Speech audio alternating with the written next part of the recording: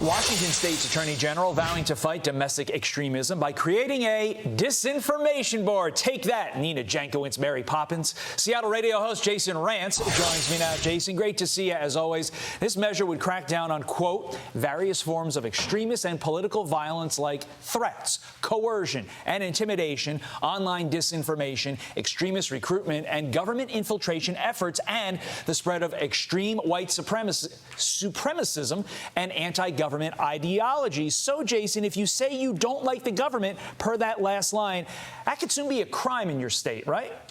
It could. And, they say this is about violence, but it's not about violence. It's actually about speech. We already have laws on the books that very clearly address violence. What they're trying to do with this commission is create what they're calling a public health approach to some of these ideologies. And specifically, they mention as apparently tied to white supremacy is anti-CRT, anti-mask mandates, those kinds of positions that we've seen over the last couple years, including, pushing back against gender extremism, is supposed to be an example of domestic violence and extremism. And of course, what they're not talking about is going after Antifa violence or BLM-related violence. They are singularly focused on the right.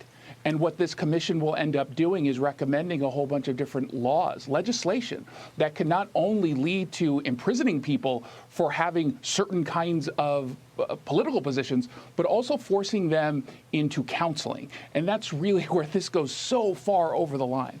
What the scary irony of all this is that the AG could criminally charge constituents who protest the legislature adopting these very laws, and that is absolute insanity. Want to get your thoughts on this? The USPS, United States Postal Service, planning to buy thousands of electric vehicles from Ford. This just weeks after the automaker signs a deal with a Chinese battery firm. In case you didn't know by now, the batteries that we all need for this Green New Deal come from China. So, Jason, yet another example of this White House and now Ford funneling money to our biggest adversary and basically funding our own demise.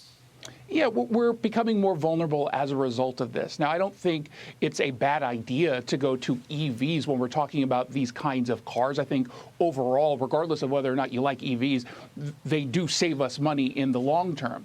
But constantly pushing us towards electric vehicles when we are not ready in this country to be able to manufacture and distribute these very specific pieces of technology, the batteries, means that we are now relying yet again on China. So we've already given up so much manufacturing to China, which again makes our economy more vulnerable. And now all in the name of environmentalism, which I consider myself an environmentalist, but I don't want to do it to the detriment of national security and our own economic interests. And as a taxpayer, you don't want about $3 billion of your taxpayer dollars literally going into the hands and the pockets of the enemy. Jason Rantz, it's always a pleasure having you on the program. Great to have you back, sir. Have a good weekend. Thanks, Todd.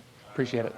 I'm Steve Ducey. I'm Brian Kilmeade. And I'm Ainsley Earhart. And click here to subscribe to the Fox News YouTube page to catch our hottest interviews and most compelling analysis.